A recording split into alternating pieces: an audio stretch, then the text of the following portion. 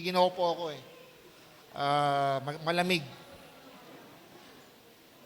Marami na nga pong pagbabago at sa panahon ngayon, talagang sobra po ang lamig ang naranasan.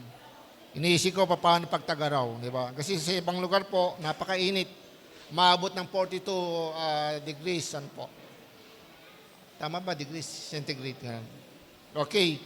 Purihin po ang Panginoon kasi po ay ngayon ay Second Sunday tayo. Second Sunday tayo. Palakpakan nga natin ang Panginoon. Amen. Hallelujah. Amen. Ay, nagpapasalamat sa Panginoon. Yung palakpak, nagpapasalamat sa Panginoon. Amen. Hallelujah. Amen. Hallelujah. Kasi po ay nakakatuwa. Kasi po ay parang ang araw ay binabata ka na. Mamaya ay birthday ko na. Kasi katapusan eh. Di ba?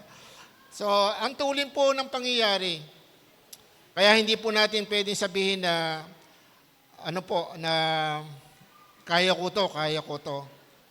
Maganda pa ngayon kung ano po inalalabi sa iyo na lakas, gawin mo po ang lahat ng bagay. Alam po ba nyo, sa panahon pong ito ay mahirap talaga. Kasi bakit po mahirap?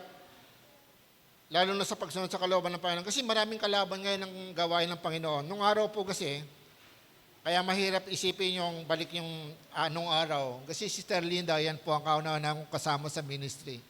Walang araw na linggo na hindi kami mahayo. Walang kalaban eh, di ba? Talaga pong lagi pong magkakasama kami. So si Kate, si Karudi, di ba? Apat kami na. Lagi kami dyan sa release ng train. Opo, kasi dito ako na kaya nga po tuwing araw ng linggo, bukod pa po yung simpleng araw, Bible study, talagang walang tigil. Kasi nga po, walang kalaban eh. Kasi nung araw, wala namang internet eh. Kasi ngayon eh, pag mupo ka sa malilibang ka na eh. Minsan mamaya, hindi mo na alam, naubos na yung oras mo, di ba? Mayroong pagkakataon po na bibili ka lang ng bechin, di ba ba? Maglakad ka lang doon sa bari nyo, bibili ka lang ng bechin, makakapasok ka sa aircon di ba? Bechin lang ang bibili mo, kaya, di ba?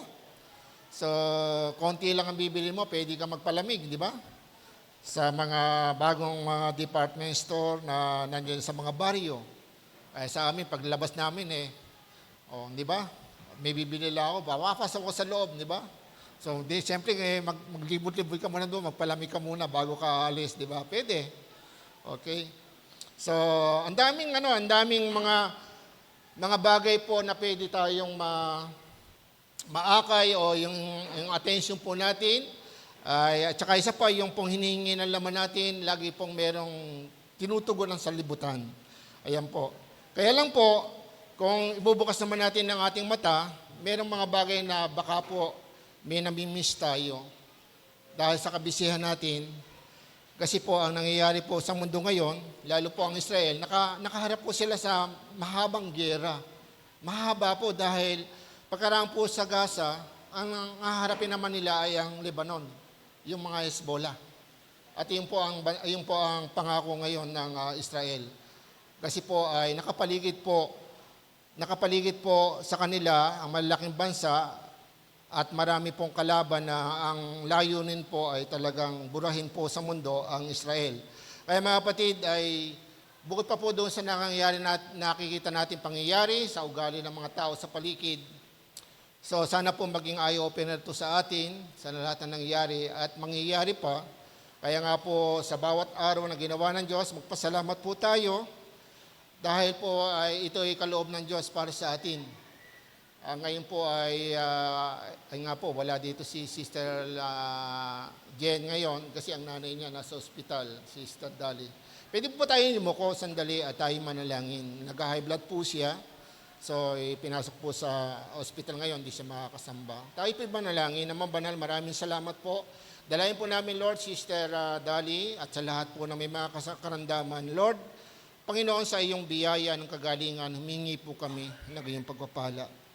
Kay Sister Dali, anangkin po namin, siya ay nasa iyong kamay, hindi mo siya pabayaan. Palakasin mo po siya, Panginoon. Ama, maraming salamat sa kagalingan, maging sa lahat ng mga kapatid, na may mga si Brother Danny, Lord, lahat po si Brother Soriano, lahat po sila Brother Carlito Villaperte, lahat ng may mga karandaman. yung hindi na po sila nakakalakad, yung iba po ay talagang nanghihina dahil sa karamdaman. Hipuin mo po ang bawat isa at kahabagan mo po kami, Panginoon. At dalayan po namin, ma-enjoy po namin ang aming buhay na kasama ka, ano ang po sitwasyon ng aming buhay. Higit sa lahat, ikaw po ay Diyos ang himala. Kaya mong gawin ang lahat ng bagay. Kaya Diyos, kami nagpupuri itong kapasalamat sa iyo. Nangkin po namin ang iyong biyaya ng kagalingan sa pangalan po ng aming Panginoong Hesus. Amen and amen. Amen. Napakaganda po na kasi po ang ating pag-aaralan ngayon ay pinagmata ko pong redeeming the time. So actually, yun din po ay nakalagay sa verses na ating pag-usapan. So makita natin ito sa Efeso chapter 5. Ayan, Efeso chapter 5. Ayan po. Efeso chapter 5, verse... siguro simulan natin sa 1:18. Pero, okay, maganda po, basahin natin lahat po. Pwede po ba tayo ay tumayo? Okay. Tumayo po tayo, hawakan nyo yung Bible nyo, sundan po nyo. Kasi po, ang pagbabasa ng Biblia, ito po ay utos po sa New Testament. Huwag nyo kaligtaan ng pagbabasa sa madla ng aking mga salita, ng salita ng Diyos. Bilang paggalang, ginagawa po ito, kaya lang po ay, ngayon ko lang po natin gawin natin, ay tayo po ay, abakan yung Bible nyo, sundan na lang nyo, ako po lang po magbabasa. Siguro po, yaman kayo mga anak na minamahal ng Diyos, tularan ninyo siya. So, iba po yata yung version ko, pero kung babasahin ko po dito siguro po mamaya na lang, sabi dito, mamuhay kayo ng may pagmamahal tulad ni Kristo dahil sa kanyang pagmamahal sa atin, inalay niya ang kanyang sarili, ang buhay bilang mabangong alay at handog sa Diyos. Kayo'y mga hinilang ng Diyos, kaya't hindi dapat mabanggit man lamang na kayo'y nakikiapid o gumagawa ng anumang uri ng kahalayan o pag-iimbot. Huwag din kayong gagamit ng anumang malaswa o walang kabuluhang pananalita sa pagbibirong di nararapat. Sa halip, magpasalamat kayo sa Diyos. At alam ninyong walang bahagi sa kaharian ni Kristo at ng Diyos ang taong nakikiapid, mahalay o sakim. Ang kasakiman ay isang uri ng pagsamba sa Diyos-Diyosan.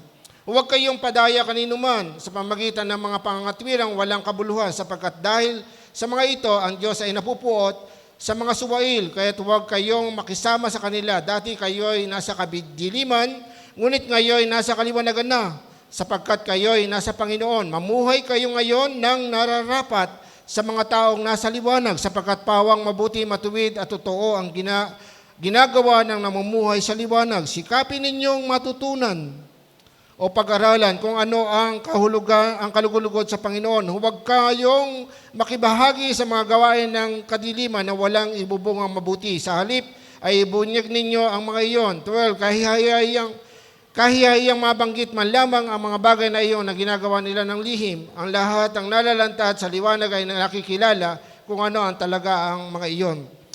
At nalalantad ang lahat dahil sa liwanag, kaya sinasabi, gumising ka, ikaw natutulog, bumangon ka mula sa bilibingan at liliwanagan ka ni Kristo. Kaya mag-ingat kayo kung paano kayo mamumuhay. Mamuhay kayong tulad ng matatalino at di tulad ng mga mangmang. Gamitin niyo ng lubusan para sa mabuti ang bawat pagkakataon sapagkat puno ng kasamaan ng kasulukuyang panahon. Huwag kayong maging hangal. Sa halip, unawain ninyo kung ano ang kalooban ng Panginoon. Huwag kayong maglalasing sapagkat sisirain lamang iyan ang iyong buhay. Sa halip ay dapat kayong mapuspos ng Espiritu. Amang Banal, maraming salamat po sa iyong mga salita. At dalayan ko po, Ama, na patuloy samahan mo po kami. At dalayan po, Ama, na patuloy ang iyong Santong Espiritu ang magturo sa amin. Gamitin mo lang po ako, Diyos, at patuloy bigyan mo ako ng maayos sa panalita, maayos sa kaisipan, maayos sa puso. Sa iyo po ang kapurihan at ang dalayan po namin, buksan mo ang aming mga matang espiritual, ang aming mga tingang espiritual, bayaan mo na makita ka namin, marinig ka namin, O Diyos. Maraming salamat, purihin ka po, pagpalain mo po kami sa araw na ito. Sa pangalan na Panginoong Hesus, Amen and Amen. God bless you po. Sige po, palakpakan natin ang Panginoon. Amen. Hallelujah. Amen. Okay, naging pamagat nga po natin dito ay redeeming the time. Samantalahin natin ang bawat pagkakataon o ang panahon. So bakit po? Kasi nga po ay Sabi nga po ay masama na ang daigdig, masama na ang nangyari sa mundo, masama na po ang nakikita natin. Kahit ano po mangyari, kaya iniisip ko po, halimbawa sa Amerika po, di ba, every 2 years nagkakaroon ng eleksyon. Bawat presidente nagbabago kung ano ang gagawin, di ba? Kung ano nangyayari, kung ano pagkapasyahan. Tapos ganyan din sa ating bansa, buti nga mahaba-haba ang pag-upo ng presidente natin. Kaya lang, iniisip ko, kaya kung sabi ko, paano kung matapos na yung term di ba, ng ating presidente, ano man ang susunod?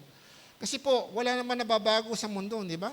Nababago lang yung presidente, pero yung problema, doon pa rin eh. Di ba? Nandoon pa rin. Kasi nga po, ang problema, hindi naman po doon sa namumuno kundi sa puso ng tao. Mula sa kasaysayan na nakasulat sa Bible, tayo pa mula kay Ebat kay Adan, na mga taong makasalanan. Kaya nga po dito ay makikita natin na marami po tayong nakikita at naranasan mismo sa ating sarili. Minsan tayo po ay nakakaisip ng mabuti pero minsan po, di ba, ay nadudulas. Ayan, sabi ko nadudulas kasi Kristiyano ka na eh. Hindi po tayo yung katulad nung sinasabi ni Pablo na nung hindi pa siya nakakilala sa Panginoon o hindi pa siya napapalaya ng Panginoon sa Romans chapter 7, di ba? Pag meron siyang iniisip na mabuti, masama ang kanyang nagagawa, di ba? Sabi ni Pablo. Kaya nga po, ngayon po ay hindi ko masasabing tayo po ay nadadala pa at naalipin ng kasalanan. Hindi na po. Kaya lang, nadudulas tayo kasi nga sa kahinaan ng laman. Minsan, lalo po tayo po ay iba't patang problema, di ba? Nadadala po tayo ng maraming mga alalahanin. So, ang tendency nito, maghanap tayo ng kaaliwan. At minsan po ay dahil nanghihina ang ating panampalataya, so hinahanap natin yung kalakasan, naghahanap tayo ng kaaliwan at makalayo tayo sa problema. Yung iba pa nga hindi ba, binabalikan yung bisyo. Iba naman ay talagang nililibangan ka lang sarili, di ba? Naglilingkod sa Diyos, pero madalas nandoon nga sa mga kaaliwan na ina-offer ng sanlibutan. Nandiyan ang mall, nandiyan ang sine, nandiyan na ang gadget, di ba? Nandiyan na lahat. Kung may wifi ka, malilibang ka di ba? Totoo lang. Kasi kung may wifi ka sa bahay, ay huwag ka na umalis sa bahay, di ba? Kaya lang, marami tayong namimiss. Kaya nga po, redeeming the time. Paano po yan? Kailang gumising tayo. So, sabi nga po ng prayer kanina, maranasan natin revival. Pag sinabi kasi revival, ito po ay bahagi ng pagkatulog. Yung paggising mula sa pagkatulog. Tingnan niyo yung katabi nga nyo. Ganyan, gising ka ba? Siguro gising naman, pag hindi nagising, hindi ngingiti yan. Kasi nakagaya na yan, gising ka ba? Alam mo, kaya baka may ginagamit na glasses na may mata, akala mo gising pala Pag inalis mo yung glass di ba? Naalala ko nung ako po ay laging panggabi, pag ako po ay sasamba, doon na po ako na uupo sa likod. Kasi nga po, pag nagpe-sermon na si Pastor Ben, ginaganon ko yung mata ko parang babaksak na kasi panggabi po ako, lagi. Sa trabaho, kasi nga noon ay nag-a-apply ako sa barko. Opo, nagtatrabaho sa gabi, luluwas ako ng araw para i-follow up ko yung pag-apply ko sa barko na hindi naman natuloy. Kasi alam ko, ako mismo, alam ko po. Alam mo na pala, Pastor, kaya lang nilalabanan ko. Kasi alam niyo kung bakit. Kasi nung kabataan ko, gusto ko yumaman. May asawa na ako, gusto ko yumaman. Madali po yung yumaman sa amin. Kasi lahat naman ng mga klase ko hindi po parunungan. Kaya kasi profession namin na seaman, nadali po nung panahon na yon. Lahat ng kaklase ko ay nagtagumpay financially, materially. Kaya pagdating sa spiritual, medyo doon ako umaangat sa kanila, di ba? Kasi po, namatay na isang kaklase ko sa PMI, ay nga po, walang nadala. Naiwanan din niya yung bahay niya, tsaka kung ano man yung naipundar niya. Wala mo tayong madadala. Tingnan niyo sa sabi mo. Sabi mo, pag namatay ka, wala ka nang madadala sa langit pero minsan, di ba, nakatutok tayo sa sanlibutan. Bakit po? Kasi masaya. Di ba? At ino-offer ng sanlibutan. Pero, balansehin po natin. Kasi naniniwala po ako, yan ay patotoo ng Diyos. Ipakikita ng Diyos sa mga tao nakapaligid sa atin kung paano tayo pagpapalain ng Diyos. Hindi po nangangulugan, hindi ka pagpapalain, hindi ka bibigyan ng kotse, hindi ka bibigyan ng ganito. Kaya lang, doon sa mga wala pang kotse o wala pang ganito, wag naman tayo magsiselos. May panahon ng bautis sa atin. Opo. Alam po ba niya, may lumapit po sa akin isang nanay, doon po sa Matimbo. Laki ng problema niya. Kasi alam ko malaking problema kasi nga ang daming anak niya. Tapos ngayon yung pinagkakitaan niya ay binawi pa ng amo. At parang namumblema paano na. Sabi ko sa kanya, alam nyo, huwag kayong nalayo sa Panginoon. Ang Diyos ay hindi mabuti. Kahit tayo nagkukulang, tandaan nyo, ganyan ang pag-ibig ng Diyos. Kasi mananampalataya na tayo, pinatawad na tayo ng Diyos eh. Alam nyo, nagkita po kami isang araw, etong Sabado, actually nung Webes, kausap ko po siya, sabi niya, Pastor, tinawagan siya ng amo niya at binalik yung kanyang pinagkukunan ng hanap buhay. Amen? Amen? Yun lang sinabi ko sa kanya, pinaalala ko lang, pinatawad na tayo ng Panginoon. Ang daming problema nun sa buhay, hindi siya nakakatupad ng marami pang hinihingi bilang Kristiyano. Ganyan ang Diyos natin. Amen. Palakpakan nga natin ng Panginoon. Amen. Hallelujah. Amen. Hallelujah.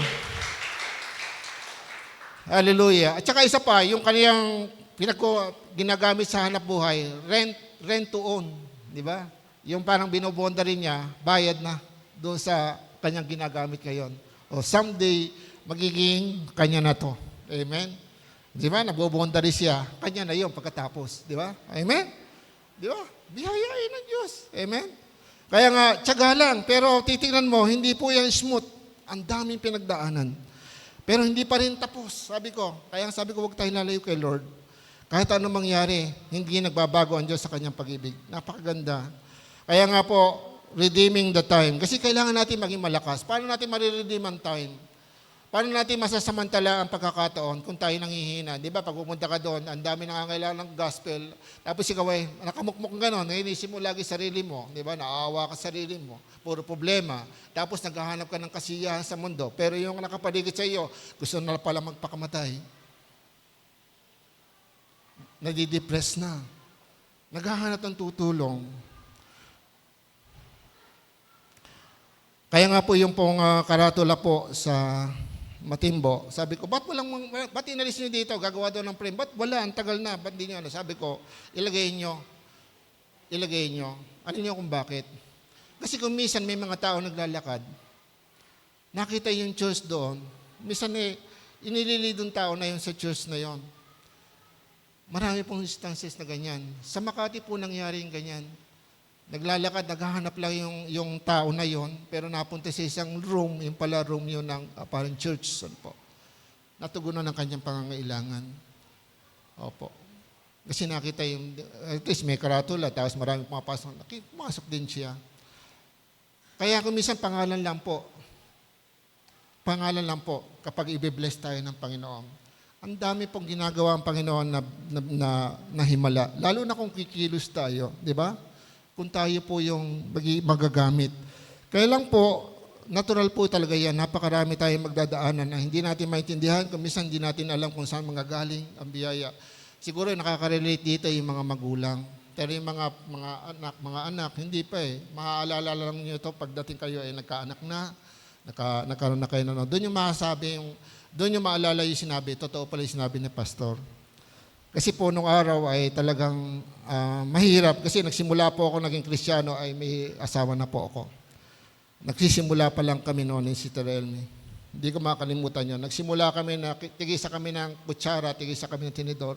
Ang una naming ipinundar ay, hindi ba, yung kawali, isang kaldero, tapos ang kawali, tsaka yung kalan. Yung kalan pa na Goodyear na, alam niyo yun, hindi nakabitin pa yun. Tapos ginaganon-ganon mo lagi ang burner para sumindi kasi nagbabara. Wala siyang pressure. Bibitin lang ganon, hindi siya dibomba. Pag naalala ko po yun, ako'y natutuwa. Kasi kung hindi bakit po? Kasi kung hindi ako nakaranas ng ganong mga pagsubok, wala akong ikukwento sa inyo na totoo ang pag-ibig ng Diyos. Amen? Kaya kung minsan, wag po tayong matakot pag may problema. Ang matakot po tayo, lumalayo tayo sa Diyos. Pag may problema tayo, lalo tayong lumapit sa Diyos.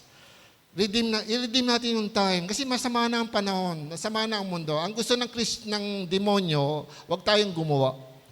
Wag tayong magamit. Kaya yung patotoo natin, sisirain niya. Bibigyan ka ng takot, di ba? Pag-aalilangan sa isip mo. At minsan, ganito po, yung para bang may hinahanap ka, yung standard ng sarili mo ang hinahanap mo, hindi yung standard ng God. Opo. Para sa akin, mas maganda po talaga yung ako'y maging, katulad nyo, nakaupo na lang dyan. Alam niyo kung bakit? Marami kong nagagawa. Kasi isipin ko nung ako po ay nagbagong Kristiyano, ang dami ko pong napupuntahan. Amen? Opo. Lahat ng ministry pwede kong samahan Di ba? Amen? Pero ngayon po, marami kang masasamahan. Punta sa mall, eat all you can, samgyup, samgyup na na, ano pa yung milk tea, milk tea, may mga di ba? Ang daming shop na pupuntahan mo yan, ang daming, ang daming pang-open ngayon, naku po, di ba? Kaya sabi ko si Termin, sige, puntahan natin. Mura lang daw ba't kayo, pastor? Hindi naman kami nag-ano na, minsan lang. Di ba? Hindi naman po, lagi. Okay? Hello, gusto ko sama namin kayo. Okay. Kasi kabalansi lang naman po natin. Naglilingkod tayo sa Diyos, maging maligaya din tayo. Pero mga kapatid, una sa lahat, redeeming the time. Kailangan po, ayon sa ating teksto, walk in the light. Ayan, lumakad tayo sa liwanag. Amen? So, sabi po dito sa Ephesians chapter 1 verse 2, tayo po yung mga anak ng Diyos. Sabi nga dito, minamahal. Tayo mga anak ng minamahal ng Diyos. Di ba? Mahal ka ng Diyos. Anak ka na ng Diyos. Naligtas ka na mula ng tagapin si Jesus Christ. Diyan po, hindi ka po binitawan ng Diyos. Wala ka pang ginagawang mabuti. Matigas pa ulo mo. Andiyan ang pag-ibig ng Diyos. Kaya nga ito'y biyaya. Iisipin mo, wala ka pang ginagawang mabuti, nandiyan ang Holy Spirit. Sino ka para tahanan ng Holy Spirit? Kaya nga po, kakaiba po Ang tawag po sa atin, banal na tao. Banal na tao? Paano po yun? Meron ba akong dito? Ilaw dito sa ulo at nakikita banal ako? Hindi ka pa nakita. Pero dito, sa puso mo, nandiyan na ang Holy Spirit. Maliban na lang po kung hindi mo tinanggap si Jesus Christ sa puso mo. Pero pastor, dahil ko pa nagagawang kasalanan, kasi kulang ka pa sa kaalaman. Kailangan pumasok ka sa proseso. Kaya nga po yung salitang justification, ito po'y gawa ng Diyos. Ginawa niya nung matay sa krus. Inalay niya ang kanyang sarili para kay ligtas. Ngayon, ligtas ka na. Meron tinatawag diyan sanctification, pagpapakabanal. Gawain po yan ng Holy Spirit nasa atin at kailangan po umayon ka doon. Yun po ang kailangan. Umayon ka sa gusto ng Holy Spirit. Kaya merong struggle sa loob natin. Kaya ngayon, hindi maganap ng Diyos ang lubos sa pagpapala sa atin kasi nga, nandiyan na ang Holy Spirit, nagigilib siya. Siya kasi namamagitan. Ang Holy Spirit, siya ang nagre-report sa Diyos. Bagamat siya rin si Jesus Christ. Yan ang himala ng Diyos. Yan ang mystery ng Diyos. Yan ang hiwaga ng Diyos. Yung tatlong persona, di ba? Yung, bagamat wala nakasulat sa Bible ng tatlong persona, pero meron po siyang kapahayagan sa atin, meron Diyos Ama, Diyos Anak, at Diyos Espiritu Santo. Kaya nga po, malaki po ang magagawa natin kung tayo po lumalakad. Ayan po, lumakad tayo sa liwanag. Mariredeem natin ang time natin ngayon, sa panahon natin. Bakit po? Tayo po ay mga anak ng Diyos. Yung anak-anak presidente, pag pumunta dito, ang lakas ng impact niyan, di ba? Ay, anak ng presidente yan. Wow, di ba? Titignan mo, makakita ka lang, di ba? Pag nanonood ka ng TV nga, pag nakakita ka yung mga iniidolo mo, yung mga artista, pag napunta dito, tiyak na pagkaguluhan mo yan di ba? Iniisip ko nga, pag nagpunta dito yung artista, baka mawala ka dito yung nakaupo. Baka yung mahihilig doon, pumunta na sa labas, titignan, naku, nandiyan pala si di ba? So, mga kapatid, ay alam ko na libanagan na tayo, hindi na mangyayari yon. Kasi anak na tayo ng Diyos. Ganyan po, ang tunay na anak ng Diyos may patotoo, may Holy Spirit. Kasi po yan ang katibayan sinasabi sa John chapter 1 verse 12, di ba? Ang sino mas tumanggap at nanampalataya sa Kanya ay pinagkalooban niya ng karapatan maging anak ng Diyos. Di ba? At sa Roman chapter 8, sabi nga, ang Espiritu ng Diyos ay nagpapatotoo kasama ng ating Espiritu. Di ba? At tayo nga po ay anak ng Diyos ngayon po. Hallelujah. Kaya nga po napakahalaga yon. Mamuhay ng may pagmamahal. Sabi sa verse 2, sa ating teksto, titingnan po nyo, Mamuhay kayo ng may pagmamahal tulad ni Kristo. Kaya ngayong kanta dito, di ba? Walang ibang may papantay sa pag-ibig ng Diyos.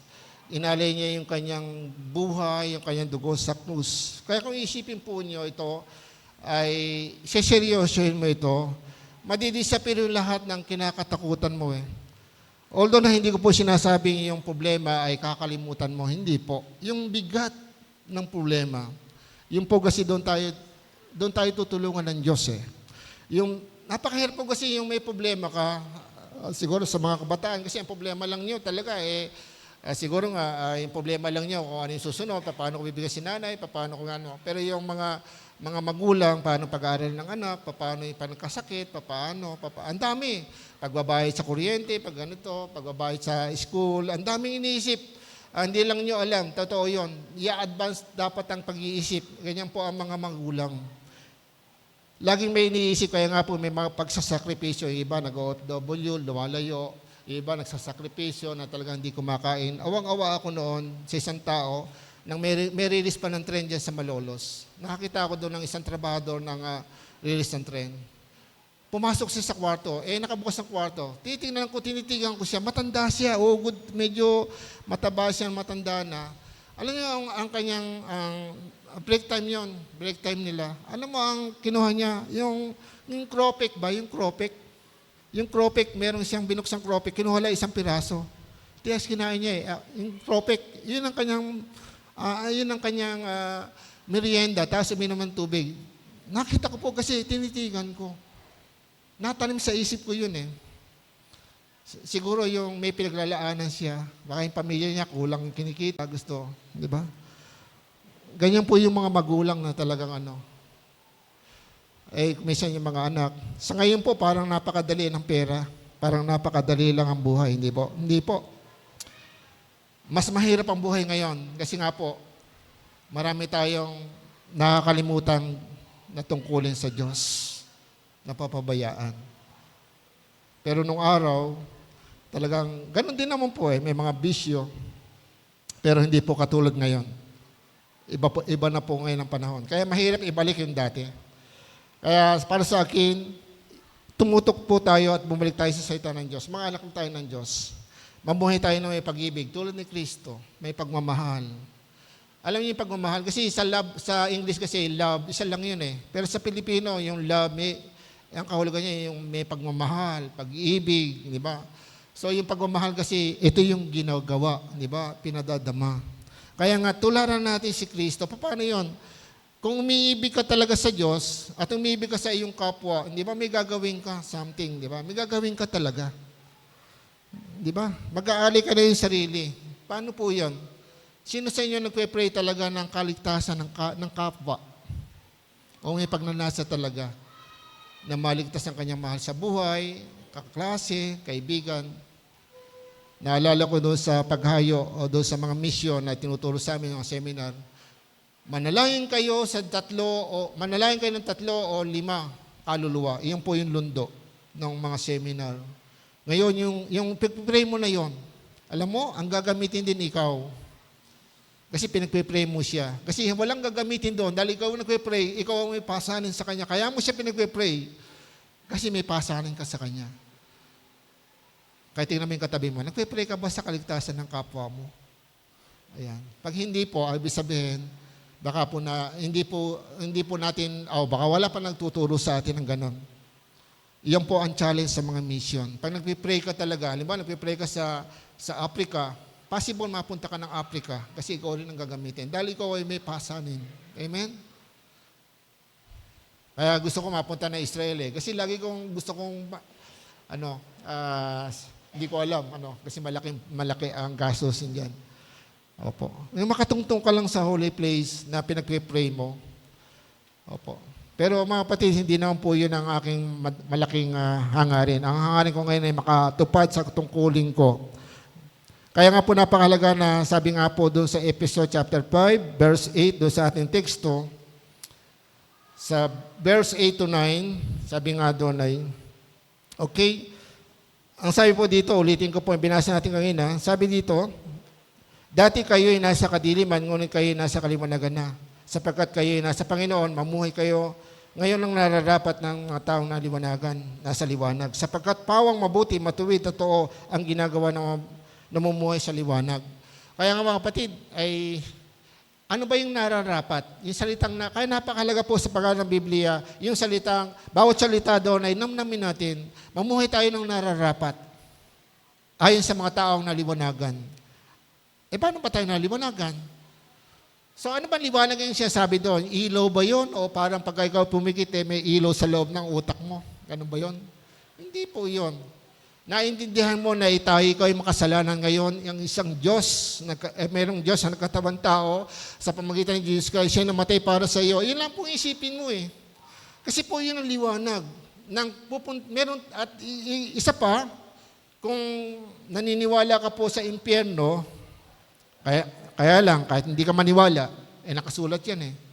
Lahat ang di manampalataya sa ating Panginoong Hesus ay mawawalay sa Kanya at parurusahan siya magpakailanman. Saan? Sa impyerno. Pastor, tinanggap ko na siya eh. Kaya tinanggap mo na nga siya. Kaya nga magpatuloy ka. Opo, magpatuloy ka lang. Kasi po, mayroong pagkakataon po na baka mamaya madisip ka na ng sarili mong kagagawan at madala ka na doon sa hukay na ang paa mo ay madali ka nang matumba papunta sa impyerno. Meron sinabi sa Bible na ganyan. Kaya nga sabi, panalangin nyo ang mga gumagawa ng kasalanan hindi hahantong sa kasalanan sa kamatayan. Yung kasalanang hindi hahantong sa kamatayan. Ipanalangin nyo yung mga taong gumagawa ng mga kasalanang hindi hahantong. Pero yung hahantong na pupunta na sa impyerno, matapos makakilala sa Panginoon, ayun po, apostasy, tumalikod pa sa Panginoon.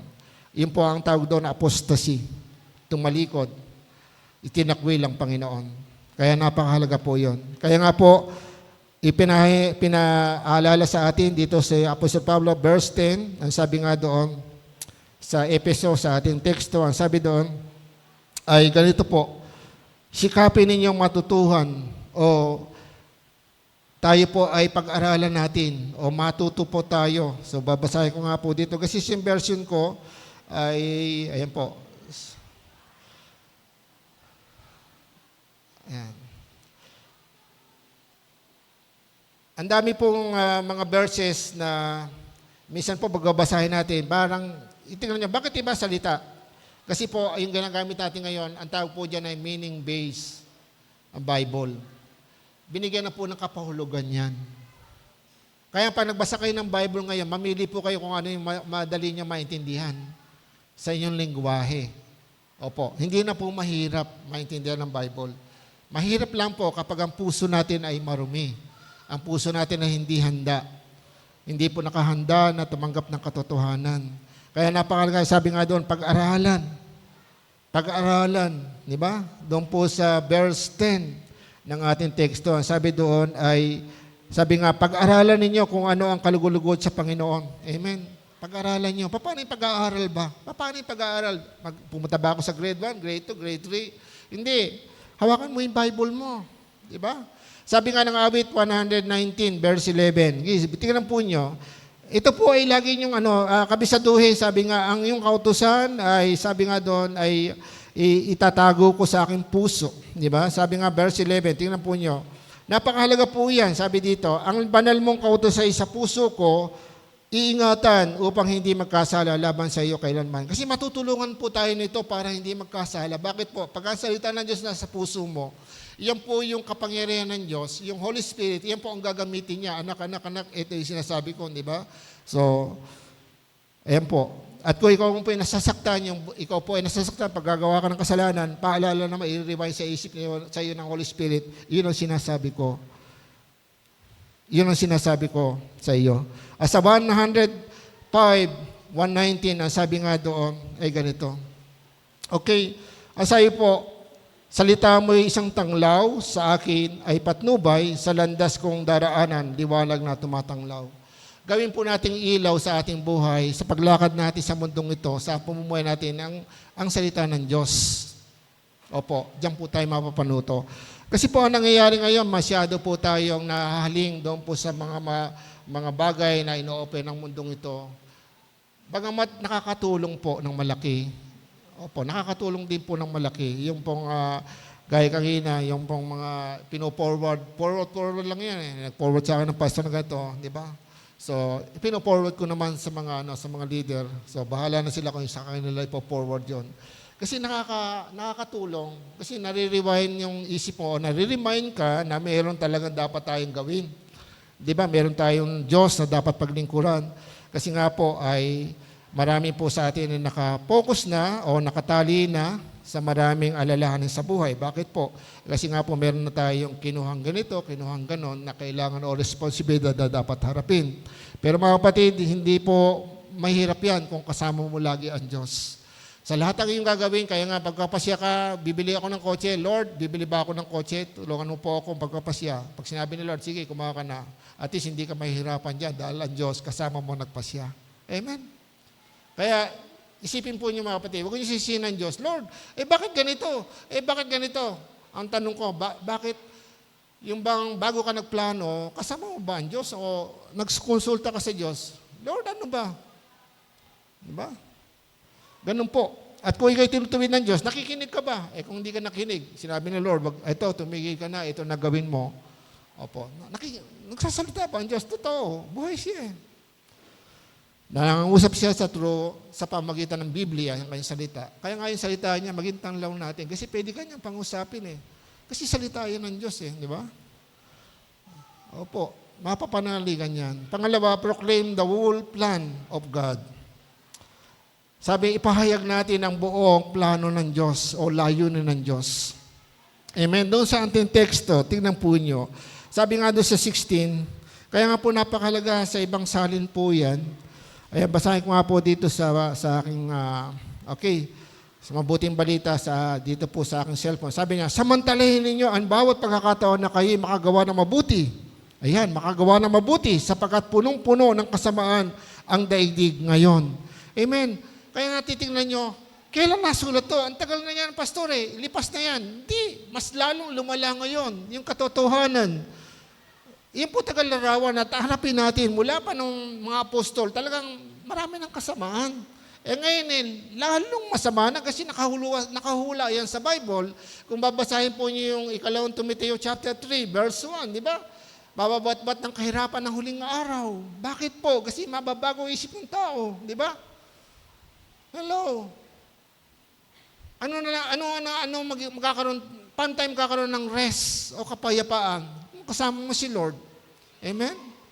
Kasi pag ikaw ay kumuha ng bahay, di ba, pag pumasok ka sa bahay, tapos napanood mo, may bagong ganito, di ba, parang kulang pa eh. Di ba, parang, yung isip mo, nadadala doon hindi pa pala ito husto, di ba? So, di ba, ang tendency niyan, kasi ang mundong ito, parang may competition lagi. Amen? Di ba naisip yon?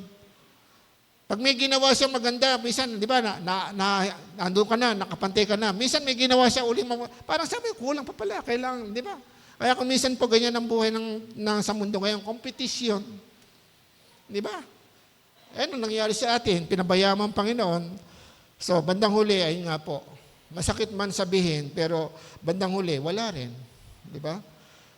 Pero kung tayo po ay susunod sa kalooban ng Diyos, tulad po ng ginawa ni Apostol Pablo, ito po ang ginawa ni Apostol Pablo, Gawa chapter 20, ayan po, basahin nga po natin, Gawa chapter 20, tapos kwento ko po sa inyo. So, marami tayong matutuklasan kapag tayo nagbasa ng Bible. Opo, matutuklasan. Hindi po kasi yan binibigay lang sa pastor eh. Kasi ang Bible po, ino-open sa lahat yan. At tandaan nyo, hindi ko po pwede sabihin, nakita ko. Ako lang ba nakakita niya? Hindi po. Lahat tayo, may kakayanang makita yon, maunawaan. Bakit po? May Holy Spirit tayo eh. Ang Holy Spirit ng mga apostol, at Holy Spirit ng mga propeta, Holy Spirit ng mga teacher o mga pastor kami, ay ganoon din Holy Spirit na sa inyo. Kaya huwag po kayong matakot. Opo, na kayo po ay makatuklas. Ayan po. Lahat tayo ay makakatuklas. Sabi nga po dito, verse 24. Sabi din po dito, subalit walang halaga sa akin ang aking buhay, magawa ko lamang ang aking tungkulit matapos ang gawaing tinanggap ko mula sa Panginoong Hesus. Ang pagpapahayag ng magandang balita tungkol sa gaganda loob ng Diyos para sa inyo. So ito po sa kauna-unahan ay makita po natin na siya po ay, si Apostol Pablo po ay di ba, tinawag po siya sa mga hentil.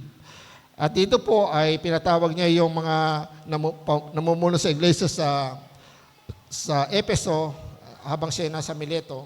At pinagsabihan niya, kasi po dito nagpahayag si Pablo na siya po ay hindi na makakabalik. Kasi nga po ito na yung huli. Sabi nga, pagpunta ko sa Jerusalem, inuhula po sa kanya, sinasabi ng propeta, gagapusin ka doon. At ikaw ay, makakukulong ka. So, kaya nga sabi dito sa 26, kahit sa araw na ito, sabi niya doon sa kanyang mga kausap, sabi ni Pablo, kahit sa araw na ito, sinasabi ko, wala na akong pananagutan kung mapahamak ang sino man sa inyo, sapagkat hindi ako nagatubiling ipahayag sa inyo ang buong layunin ng Diyos. Amen. Napakaganda po sa bawat puntahan mo. Halimbawa, gaya ko po, sa Expo, nakilala po ako dyan, hindi lang yung bilang Ray na foreman. Nakilala po ako dyan bilang mananampalataya. Nung ako po ay nagtatrabaho sa Manila, bawat puntahan ko po, meron po akong naiiwanan na ano po, tag dito, yung pong anino. Anino, pag kasi wala na ako doon, wala rin. Pero alam niyo, meron pong panahon na ako po ay nakatanggap ng sulat ng isa pong kasama ko sa trabaho nasa Saudi. Matanda po ito. Sabi niya, Ray, salamat sa iyong mga payo. Matanda na siya. Kasi nung nakakasama ko siya sa advanced technology, siya lang po yung kasama ko na sisiran. Mananampalataya na siya, pero nasiyaran ko siya paano. Kasi sabi niya, gusto ko mabago yung makalaya ako sa sigarilyo. Sabi ko, gawin po niyo dahan-dahan. Yung mga practical na payo. Tapos sabi ko, magdala kayo ng maraming candy. Kaya nga araw-araw may candy ko. Kasi dinagdagan niya yung candy, binibigyan niya ako. Tapos nung siya ay nawala na rin ako, nag-resign ako doon. Tapos siya po ay nag-resign din, nagbalik siya sa Saudi, galing sa Saudi. Magkasama kami. At least, dinala ako ng sulat. Kaya hindi ko naitago yung sulat na yun eh. Kasi nung matagal na, kasi nagbabawas ako ng mga gamit. After 5 years o 10 years, lahat ng mga gamit ko na mga luma, medyo dinispose ko na. So maraming mga ala-ala na pagka ako po ay, kaya lang, siyempre, namamatay din naman ang mga tao na yon. Mawabura din naman yon. At least, kahit saan ako mapunta, ay hindi na sayang. Kaya nga sabi ko sa inyo, ako po nag-a-apply sa isang agency sa shipping company. Andiyan ang Bible sa harap niya.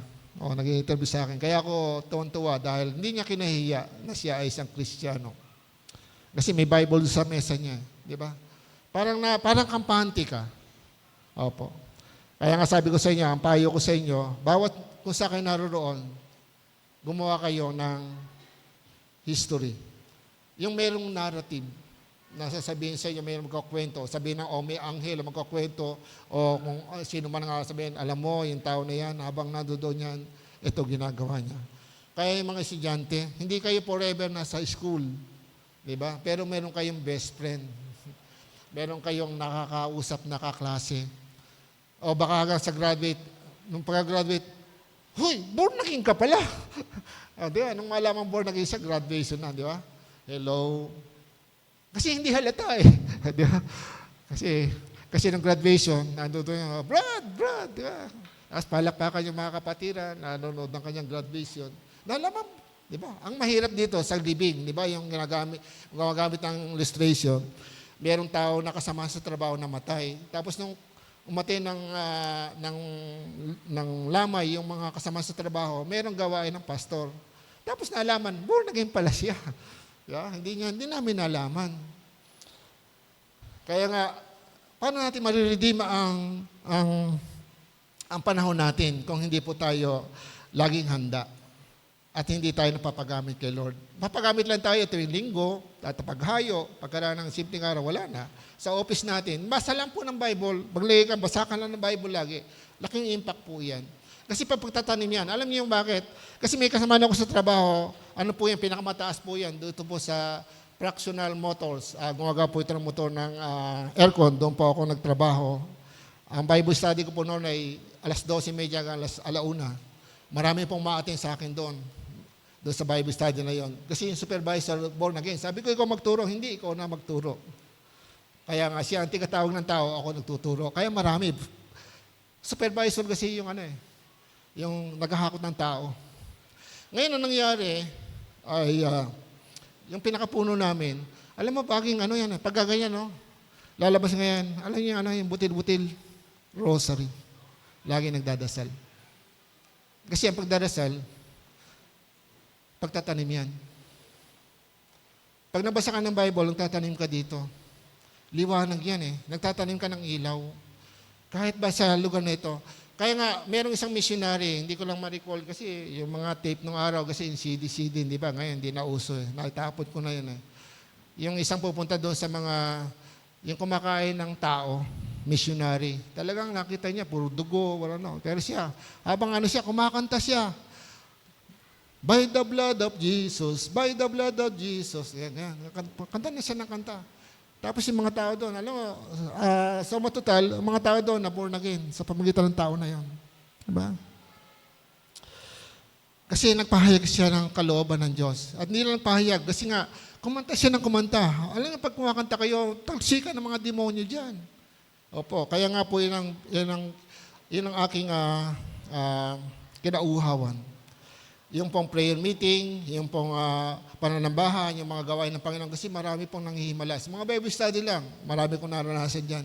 Hindi makatayo, pagmadang huli, hindi ako nag-pray, yung kasama ko lang, sister, pag-pray mo nga siya, tumayo ka agad siya. Di ba? Nagkaroon ng himala. Maraming himala. Pero bakit hindi maranasan ng lahat? Kasi nga po, hindi handa ang puso. Hindi niya ma-redeem ang panahon. Kasi po siya ang naaalipin. Kaya napakahalaga po, proclaim the whole plan of God. Paano yon? Sa mga taong tunay nakakaunawa. Kailangan ng tao si Jesus Christ. Kaya si Apostol Pablo sabi niya, ngayon, hindi tayo makikita, pero wala na akong pananagutan sa inyo. Bakit po? Habang si Pablo nando doon, itinuro niya lahat. Itinuro niya lahat. At hindi lang lahat tinuro, nakita pa sa kanya. Kaya ang sabi nga, nakita niyo sa akin, narinig niyo sa akin, ipamuhay niyo.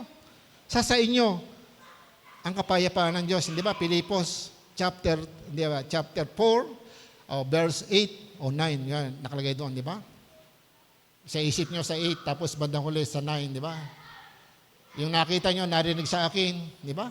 Pamuhay nyo, dahil sa inyo, ang Diyos ang bibigay ng kapayapaan. Amen? Kaya meron tayong task, na hindi po ito magic, hindi po ito ginagawa ng pastor, hindi lang po kami, kaya hindi po kami, ginagamit din po kami, at isa lang inaasa natin para tayo lumakas. Ayan po, ang Diyos.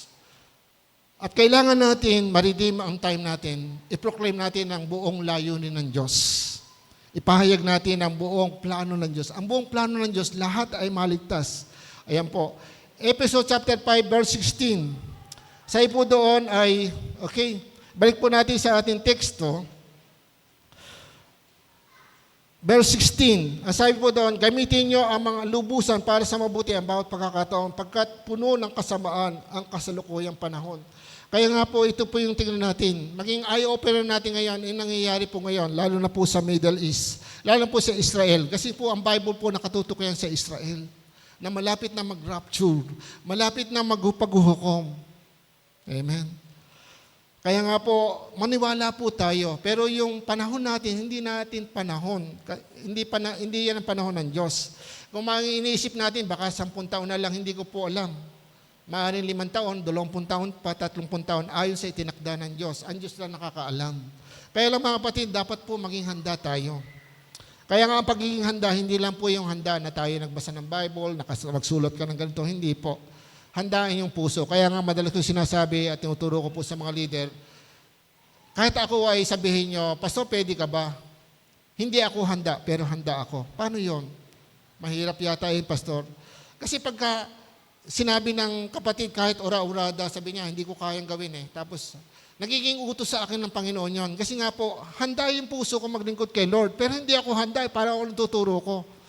Nakaka-amaze po. Kasi minsan, pag nagtuturo ako, hindi ko alam kung ano ituturo ko. Pero ang ginagawa ko, nagpe-pray ako. Tapos po, siyempre, mag-worship tayo. Kapag nag-worship, biglang, ping, buksan nyo yung ganito, pag-aralan nyo. Tapos minsan, yun po yung isang hiwaga na sinasabi ng Panginoon. Kaya lang, hindi po yun yung sabi natin, yung standard. Kasi meron talagang pag-aaral ng Biblia. Pero yung pong pagiging handa, kaya nga sabi ng di ba, napapanood mo at hindi, pangalan nyo ang mabuting balita. Paano ba yun? Naging handa ka. I-redeem mo ang pagkakataon. Hindi sabihin mo, babalikan na lang kita. Pagbabalik mo, namatay na, wala na. Minsan may ganyan, di ba? Nangyari po sa Amerika, nagkaroon ng crusade. Hindi pinatanggap ang mga tao. Nagkaroon po, isang araw na lang, 3 araw kasi crusade. Pangatlong araw para tatanggapin ng mga tao. Hindi pa napatanggap. Nagkaroon ng malaking sunog po at libo-libo ang namatay. At maraming namatay doon ma-attend ng seminar na sa hotel. Maraming namatay sa city na yon. Nakasulat po yon sa isang aklat. Naka-documentary po yon. I-research po nyo sa Amerika. Kaya nang hinayang po doon ng pastor, sana napatanggap ko sila sa Panginoon. Naituro lang niya. Kaya nga po napakalaga, i-redeem natin pagkakataon. Yung taong kausap mo ngayon, baka po mamaya, wala na siya. Amen? Hindi mo alam.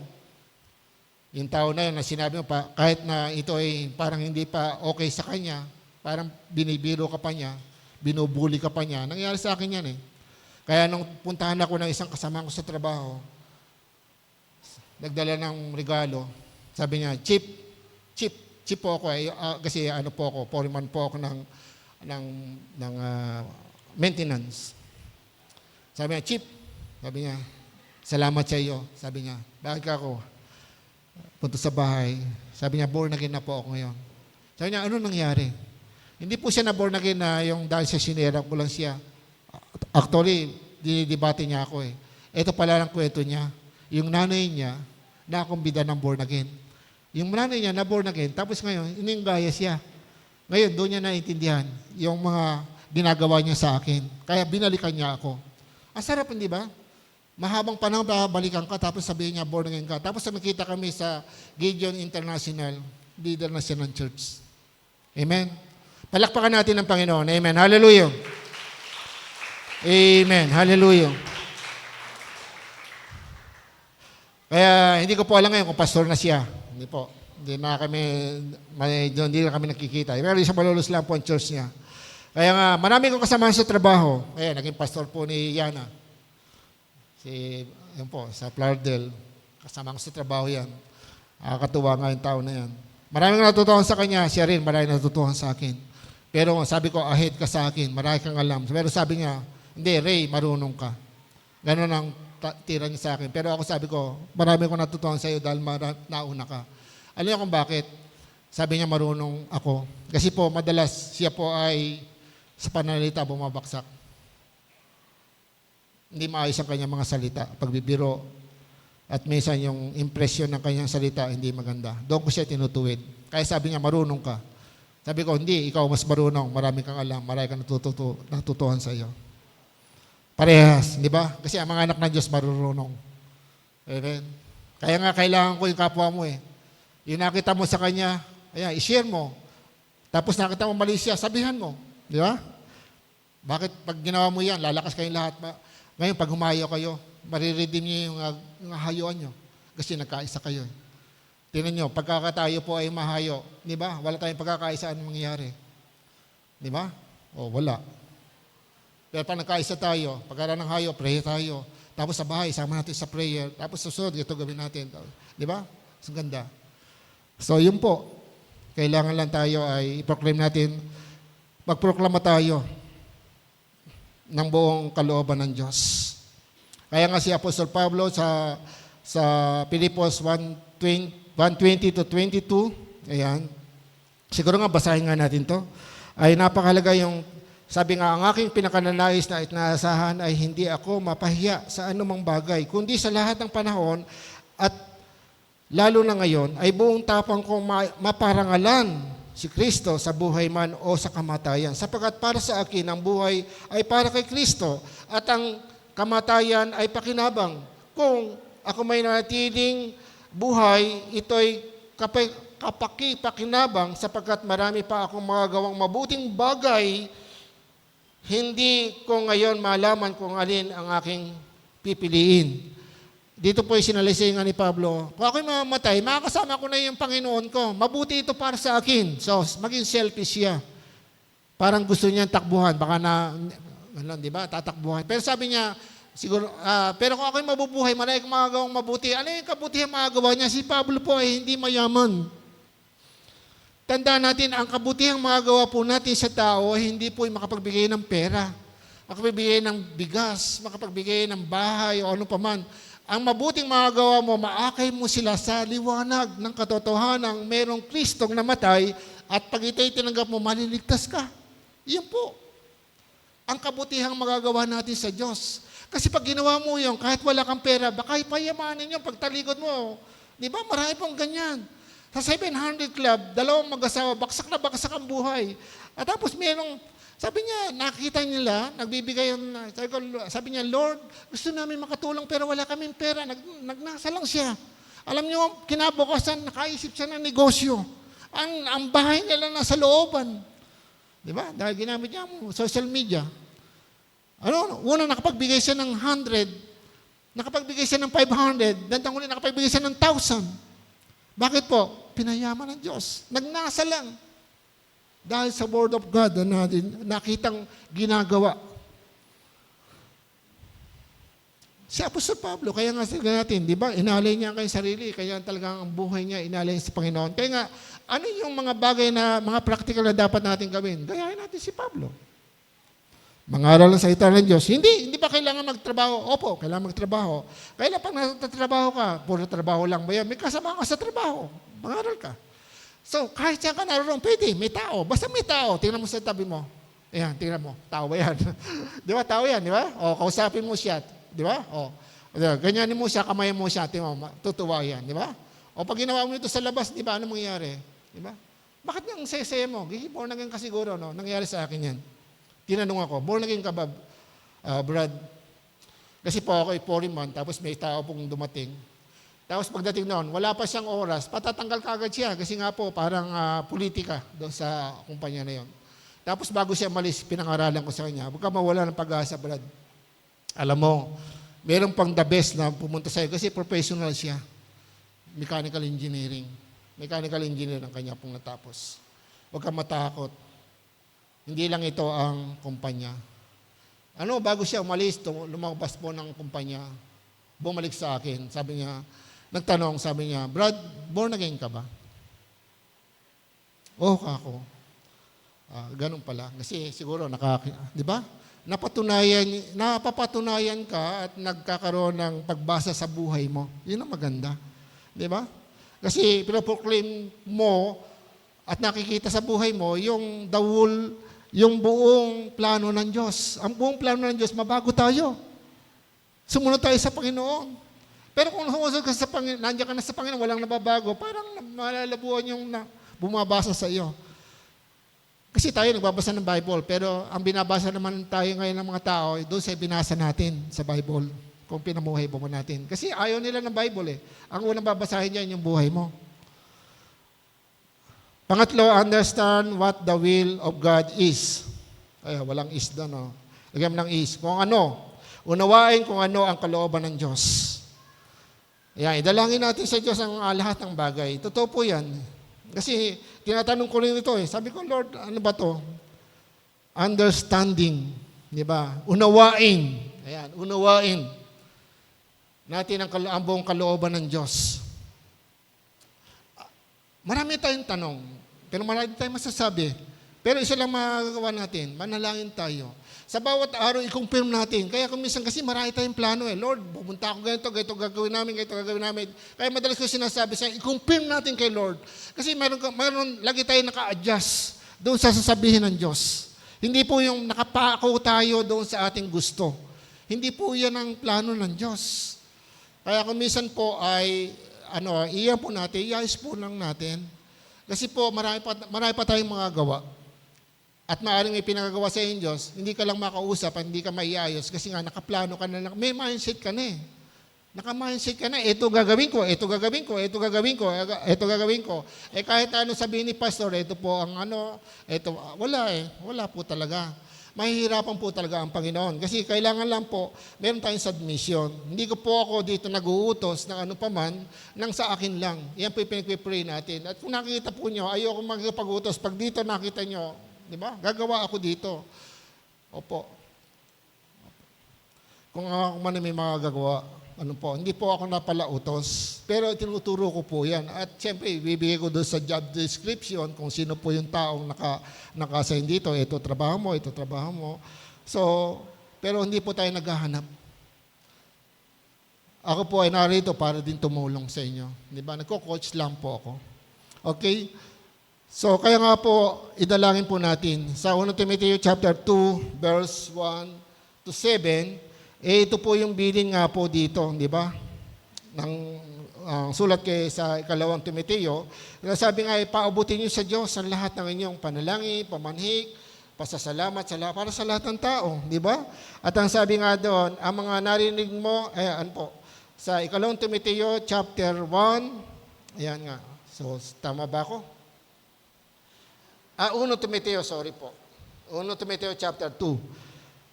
Ayan, una sa lahat pinag-uusap ko, idulog ninyo sa Diyos ang inyong mga kahilingan, panalangin, pagsamo at pasalamat para sa lahat ng tao. Inadalangin din nyo ang mga hari at mga may kapangyarihan upang tayo makapamuhay ng matahimik, mapayapa, makadiyos at marangal. Ito ang mabuti at nakakalugod sa Diyos na ating tagapagligtas. Na ibig niyang ang lahat ng tao ay maligtas at makaalag ng katotohanan ito.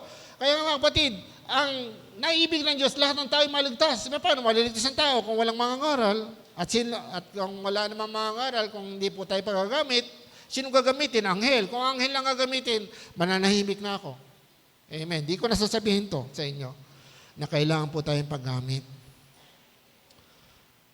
Understand what the will of God is. Ayan. Ang kalooban po ng Diyos, maligtas sa lahat ng tao. Hindi po yan nakasulat sa Bible. Meron pong gagawin, task na inaatang po sa bawat mananampalataya. Kaya nga, hindi matatapos po ang pangangaral kung lahat po ng mananampalataya, alba, namatay na ako, yung napangaralan ko magpapatuloy sa ginagawa ko dahil naituro ko na sa kanila. Hindi po matatapos ang gawain ng Kaya pasa-pasa lang po yan. Kasi hindi naman forever mabubuhay tayo sa mundong ito. Amen?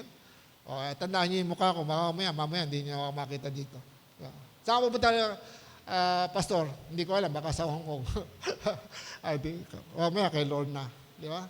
At tuwa nga kami dahil nga birthday ng tatay ko hapon. Pinag-uusapan nga doon ng mga magkakapatid. Ako, ikikrimi. Ako, huwag mo ko ilagay sa ilalim, baka malamig doon. Pag namatay daw, huwag na ililibig sa ilalim, yung hukay. Kailangan, malamig doon. Nagbibiroan kami, pero totoo yun.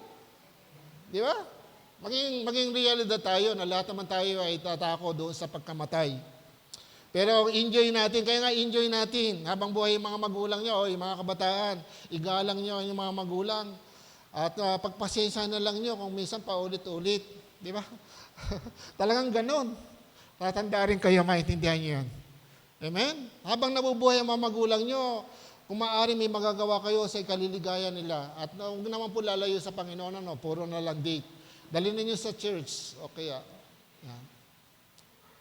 Panalangin po nyo lagi. Kasi po, hindi natin alam ang buhay. Ang buhay natin hindi pansamantala lamang. Pero bilang Kristiyano, meron tayong task.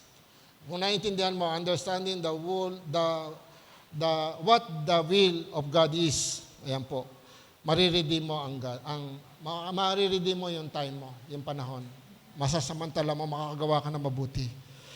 Panghuli, be filled constantly with the Holy Spirit. Ayan po. Patuloy tayo mabuspos ng Holy Spirit. Balik po natin sa ating teksto. Sa verse 18 po, sabi doon, huwag kayong maglalasing. Huwag kayong maglalasing sa alak.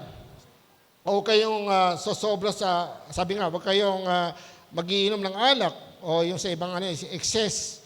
Pero yung pagbabasahin po niyo yung kahulugan dyan, hindi po yan yung excess na kasi yung moderate drinking, okay lang. Kasi maglalasing, hindi man lang lasing, iinom lang. Hindi po yun ang sinasabi dyan. Kasi po, ang punto po dito talaga, ang kaguluhan ng buhay, nagsisimula po yan sa bisyo. Opo. Kaya lang po, hindi po naman lahat ang umiinom ng alak. Kasi nga po kaya lang ba't natin gagayahin yon sa ibang bansa? Kasi nag-yelo, ba't sila? Natural lang ngayon, nagsasiyat. Nagsasiyat kasi talagang mainit sa kanila. May paraan sila para magpaitang katawan. Kasi yun ang naging kultura sa kanila. Kasi nag-iiyelo sa kanila. Sa atin, napakainit. Tapos biglang kaya nga marami namamatay. Di ba? Inaatake. Bakit po? Inom na mag-iinit na ng panahon. Di ba? Mag-iinit pa yung katawan mo. Ang daing namamatay, dyan lang nga po, ang daing kwento nga eh. Ayun, ako yung kumpare ko, inatake, patay kagad. Bakit? Nagiinom. Nagiinom. Itang panahon, inom pa. Di ba? Tingnan po nyo.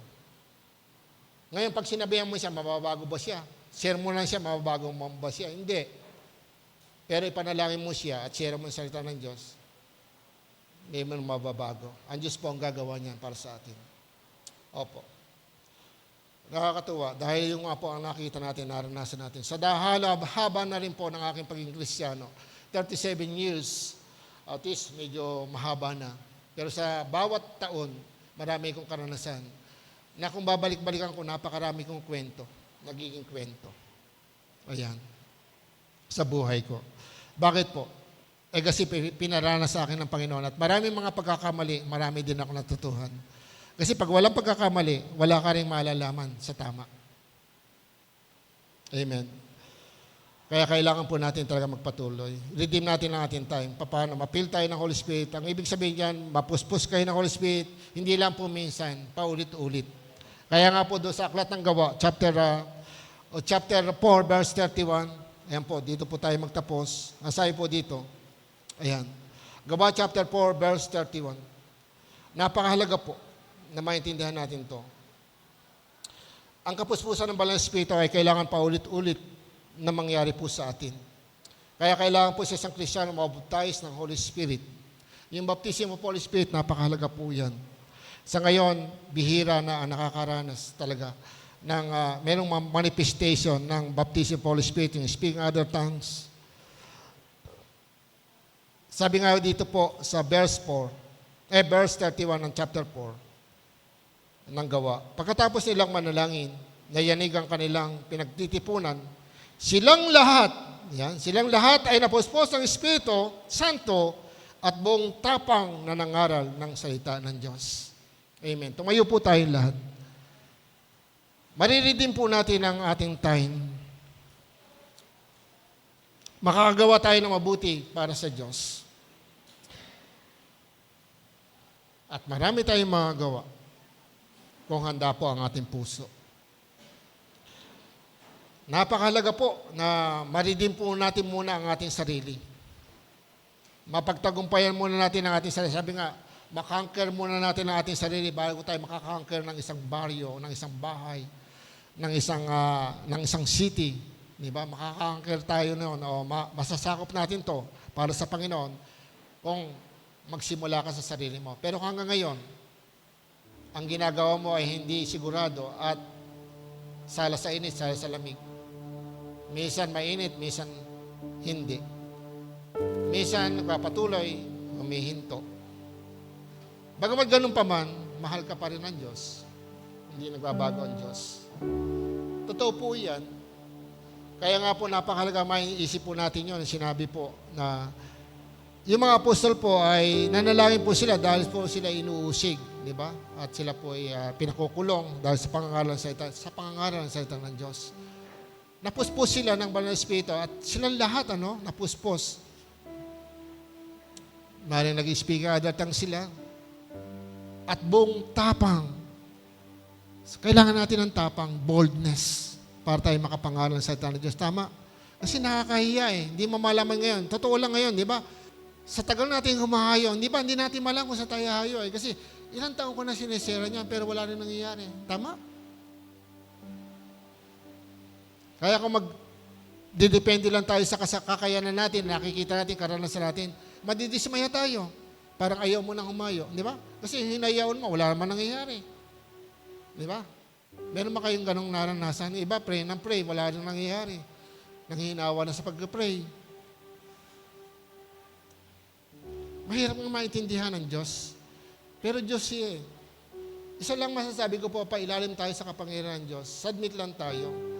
At darating ang oras, sa takdang panahon na itinakda niya, makikita natin ang kanyang kagandahang loob. Yung kabutihan niya, yung kanyang pag-ibig na pinadama sa atin. Kaya po napakahalaga po yung sinabi nga sa 2 Timoteo chapter 1 verse 7. Ang tinanggap natin na hindi espiritu ng kaduwagan, kundi ng espiritu ng pag-ibig, Di ba? At kapangyarihan. So, magkakaroon po tayo ng tapang kapag andyan ang Holy Spirit. Totoo po nandiyan ang Holy Spirit, pero kailangan natin mapuspos. Paanong paraan? Kailangan linisin natin ang ating puso. Tapos ang isip natin, magkaroon tayo ng pangarap. Yan ang lagi ko tinuturo sa Bible study ko. Mangarap kayo, mangarap kayo. Kasi hindi ba, madalas kinukot natin yan, delight yourself to the Lord and He will give you the desire of your heart. Hanapin mo sa Diyos ang kaligayahan at ang mga pangarap mo iyong makakamtan. Yung hanapin mo ang kaligayahan mo sa Diyos, ito po yung relasyon mo sa Diyos. Ikaw ba ay nakakausap ng Diyos at ikaw ay nakikipag-usap sa Diyos? Ikaw ba ay lagi nananalangin sa Kanya? Ikaw ba ay nagbabasa ng Bible? So yung tamang relasyon sa Diyos, yun po yun. At lahat ng pangarap mo, pangako yun ng Diyos. Ano mapangarap natin? Kahit po yan napakalaki, walang imposible sa Diyos. Kaya mangarap po tayo kasi pangangarap natin, doon po tayo mag-a-action eh. Kaya lang sa pangangarap po natin, wag lang pang mundo. Mangarap din tayo, Lord, gusto ko mag-preach. Darating po ang panahon, baka siya kayo po ang tatayo dito.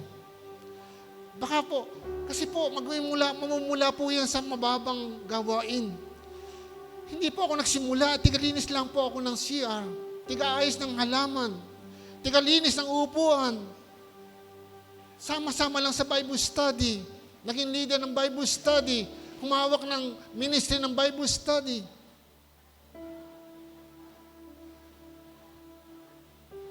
Pero hindi po kinakalimutan yung una kong kahit ngayon, pag may pagkakataon, naglilinis po ako ng CR. Hindi ko kinakalimutan yan. Dahil ang alam ko, ito'y tahanan ng Diyos. Ano mang ginagawa natin, kalit-liitan, iyan po ang magiging lakas natin para makaka-anchor tayo. Kasi po, lahat ang ginagawa mo sa loob ng iyong bahay-sambahan, sa iyong sarili, iyan po ang magiging kalakasan mo. Diyan po mapaparangalan ng Diyos. At napaparangalan natin ng Diyos, alam niyo, sasamahan Kanya sa lahat ng iyong gagawin. Iyan po ang kinauuhawan ko. Kaya ako madalas humingi ng tawad sa Diyos. Kasi marami rin po hindi ako magawa. Lagi po tayong sumuko sa Panginoon, mag-submit po tayo. Kailangan po ma-redeem natin ang panahon natin ngayon. May panahon pa. Kung ikaw ay nagkamali, isuko mo ito sa Diyos. Kaya ma-redeem mo yung sarili mo. Kung ikaw ay nag-failure, kung ikaw ay nagkasala yung kasalanan, mapagtagumpayan mo yan. Paano yan? Pagsisihan mo, talikuran. Kaya ko ba yan? Kaya mo. Sabi ng Diyos, tutulungan ka niya. Hello? Ano ba yung nangyari sa buhay mo? Nag-failure ka, bumagsak ka, na-depress ka, ano ba? Ano ba nangyari sa iyo? Na-prostrate ka, marami. Kaya nga sabi, kalimutan mo na yung nakaraan. Tumuon ka sa hinaharap. May bagong bagay na ginagawa ang Diyos. Amen? Hindi po nagkakamali ang Diyos. Pinararanas tayo ng maraming problema sa buhay para po tayo ay masukat po. Masukat po yung ating pananampalataya at pagtitiwala sa Diyos. Eh kung puro blessing ang natatanggap mo, magpe-pray ka ba kay Lord? Mananatili ka ba dito pag mainit walang aircon?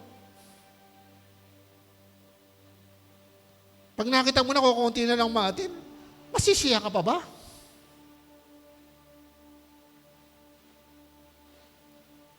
Pero kung nakita mo si Lord dito sa puso mo, isa lang ang maisip mo, Lord, gamitin mo ako. Lord, narito po ako. Hindi po inaalis ng Diyos na tayo po'y mamuhay, na hanapin natin ang ating pangangailangan. Unahin mo ang Diyos. Yun ang sinabi. Si Jesus kasi sabi, unahin niyo ang karya ng Diyos. At mamuhay kayo sa aking katwiran. Ano ba kailangan natin trabaho? Ano kailangan natin pera? Ano kailangan natin business? Ano kailangan natin? I-open natin ang ating heart. Meron pong ibibigay na pagkapala sa iyo ang Diyos ngayon. Ngayon, ayon po sa iyong hinihiling at pananampalataya. At ikaw rin ang gagamitin at kakausapin ng Diyos ngayon. Maaaring ikaw ay bibigyan ng direction o maaaring ikaw ay ituwid muna. Kakausapin ka niya at sasabihin niya, anak, yung ginagawa mo, hindi ako nalulugod.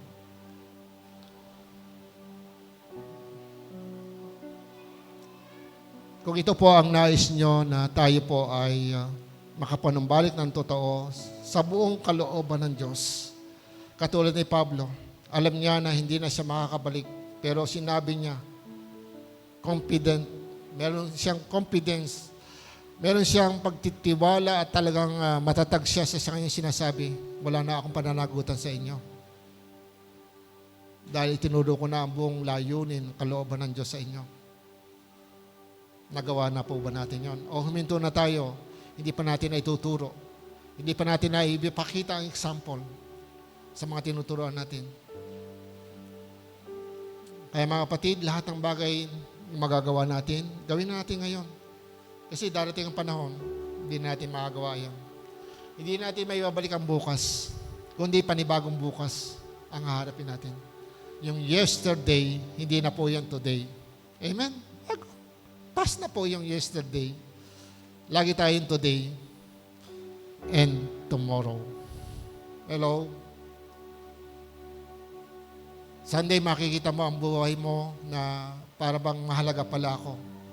Kasi bakit po? May babalik sa yung tao, nagpapasalamat. Ate, kuya, salamat sa iyo. Kung di mo ako siniran, alam mo, ang buhay ko hindi po maganda. Salamat sa iyo. Ikaw ang ginamit ni Lord sa akin. Ang sarap isipin, di ba? Kaya gusto ko po ay lahat po tayo pagpalain ng Panginoon. Kung gusto mo na ikaw ay pagpalain ng Panginoon ngayon, hindi lang po financial, material na bagay. Huwag po na yan ang unahin natin. Unahin muna natin yung relasyon natin. Humingi tayo ng tawad at mga bagay. Yan lang po ang gusto ng Diyos eh. Kaya hindi po siya makakilos sa atin. Kasi yung maliit na kasalanan, Isaiah 59 verse 2, kasalanan mo ang naging dahilan. Kaya hindi niya, nang paglalayo niyo at hindi niya marinig ang panalangin mo. Kasalanan. Abing kasalanan, kahit kalit-liitan, na kasalanan po. Idulog po natin sa Diyos. Itaas po natin ang ating kamay. Ilapit natin ang ating sarili sa Diyos. Tayo po'y manalangin. Hallelujah. Sige po. Magkaroon tayo ng 1 minutong pananalangin. Ilapit natin ang ating sarili. Kasama natin ang Diyos. Hallelujah. Yes, O Lord Jesus, ganap. Hallelujah. O Lord Jesus, O God. Hallelujah. O Lord Jesus, O God. Hallelujah. O purihin ka, Panginoon. Hallelujah. Lord, hipuin mo ang bawat isa, O God. In the name of Jesus. In the name of Jesus, O God. Tulungan mo po kami, Panginoon. Hallelujah. Patawarin sa aming mga kasalanan. Hallelujah. Hallelujah. Hallelujah. Amang banal, maraming salamat po. Salamat sa araw na ito. Salamat po sa pagkakataon na makarinig kami ng iyong salita. Salamat din po na kahit po kami ay hindi naging tapat sa iyo, nandiyan ka na pinagbibigyan mo kami na ang iyong salita ay maging pagkain namin. Salamat, O Diyos Espiritu Santo, sapagkat anuman ang mangyari, hindi mo kami iniiwanan. Lagi mo kaming inaalalayan na kahit naging matigas ang aming mga ulo, andyan na hindi mo kami inilalayo sa iyo, O Diyos. Ama, tulungan mo po kami. Ang bawat isa ang church na ito, O God, makatayo po kami ayon sa pananampalataya pinakalob mo sa amin. Bayaan mo, O Diyos, na hindi lang po kami, Panginoon, ay patuloy po mamuhay para sa sarili lang namin. Ay itaguyod ang sarili lang namin, buhay at pamilya. Kundi, Panginoon, magmalasakit kami para sa iba. Sa paraan na kami paggamit para sa iyong gawain, O Diyos. Sa gayon, matupad po yung sinabi mong i-redeem namin o samantalahin namin pagkakataon makagawa ng mabuti sapagkat masama na ang takbo ng daigdig. Laganap na ang kasamaan. At nakahula sa inyo sa ito'y sasama pa ng sasama.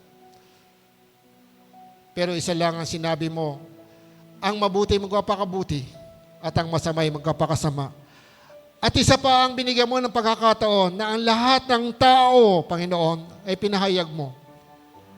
Hanggang hindi ka pa naparito, ang nais mo ang lahat ng tao ay mapagsisi sa kanilang mga kasalanan at makapagbalik loob sa Diyos sa pamagitan ng aming Panginoong Jesucristo. Lord, napakabuti mo. Kaya nga po, Lord, kami na narito, ibalik mo kami sa dati na merong pagtugon sa pangangailangan ng pangangaral na iyong salita. At dalayan ko po, Ama, ano po yung nagiging sagabal sa buhay ng bawat isa. Lord, yung alalahanin sa buhay, Panginoon, yung kakanin na araw-araw, trabaho, pinansyal na material na bagay. Panginoon, Lord, sa pangalan ng Panginoong Hesus, O God, inaangkin po namin, ipoprovide mo ang pangangailangan ng iyong mga anak. Yung naghahanap ng bagong trabaho, pagkakataon. Panginoon, ikaw po ang magbigay ng trabaho sa iyong mga anak. At yung mga trabaho na pinapasukan na yung mga anak, Lord, i-bless mo ang mga trabaho nila, ma-promote sila, maganda maging sweldo nila. Lord, yung may mga business, Lord, i-bless mo po ang kanilang mga business, bigyan mo sila ng maraming mga customer. Lord, i-bless mo ang kanilang mga business, at kung yung nag-iisip ng business, Lord, bigyan mo sila ng karunungan, kalakasan ng loob, O God, magawa nila ito. Lord, yung mga OFW po namin, Lord, inaalala po namin sa inyo, Lord, sila Moises, sila Gila, Lord, yung aking mga mamangkin, mga kapatid, Panginoon. Lord, na mga OFW, mga kapatid, si Brother Remy, salamat, narito po siya, O Diyos. Panginoon, yung mga OFW na lumalayo, nagtitiis dahil po sa kanilang pangarap, Lord, wag mo silang pabayaan, ganyan po ang kanilang mga pamilya nasa Pilipinas. About this sa amin, Lord, mga nag-aaral, Panginoon, dalayan po namin, Lord, sa pangalan pa ng Jesus, Ama, ito po ang hiling namin, makatapos po sila sa anumang paraan sa pag-aaral, elementary, high school, college, hanggang sa pagkuha ng board exam, Panginoon. Dalayan po namin ang iyong paghipo. Pagsama mo sa kanila, O Diyos, pagtagumpayin mo ang iyong mga anak. At patunayan mo sa kanila, O Diyos, na hindi lamang ikaw ay Diyos ng kaligtasan, kundi ikaw ay Diyos ng lahat ng bagay, lahat ng tao. At Ama, patuloy ang dalahin po namin. Dumami po ang magpasalamat sa iyo at tunay na magpuri sa iyo dahil tinutugon mo ang aming dalangin. Kaya, O Diyos, ito po ang aking inaangkin, O God. Lord, maging Panginoon yung kapayapaan sa iyong bayang Israel na inutos mo sa iyong salita. Bigyan mo ng kapayapaan ng iyong bayang Israel sa habang naharapin nilang giyera, na pagkatapos ng Gaza, haharapin nila ang gawin ng Lebanon. Pero Lord, ikaw ang nakakaalam ng lahat ng bagay. Sabi mo, idalangin namin ng kapayapaan sa Israel, maging sa buong mundo, Diyos, na napagtatangkaan, Panginoon, ang buhay ng mga Israelita. Bagamat hindi po sila ganap, pero Lord, ayon lang sa iyong pangako, naniniwala po kami tulad ng ginawa mo sa amin. Ang mga Israelita ay pansamantalang tumaligod sa iyo at hindi kumilala sa iyo sa pamagitan ng aming Panginoong Hesus. Para lang kaming mga kumilala ngayon sa aming Panginoong Hesus ay mapabilang sa iyong bayan at sa iyong ililigtas bilang mga hintil, O God. Lord, salamat po sa pagkakataong ito. Kaya Ama, maraming salamat sa aming natutuhan ngayon. Bigyan mo ng kalakasan ng bawat isa. Puspusin mo ng banal na Espiritu ang bawat isa. Pag-apuyin mo ang mga puso na magawa po namin sa bawat pagkakataon. Maridim po namin ang time, ang makagawa kami ng mabuti kahit saan man po kami naroroon. Maging handa po ang bawat isa, lalo na sa pangangaral na iyong salita.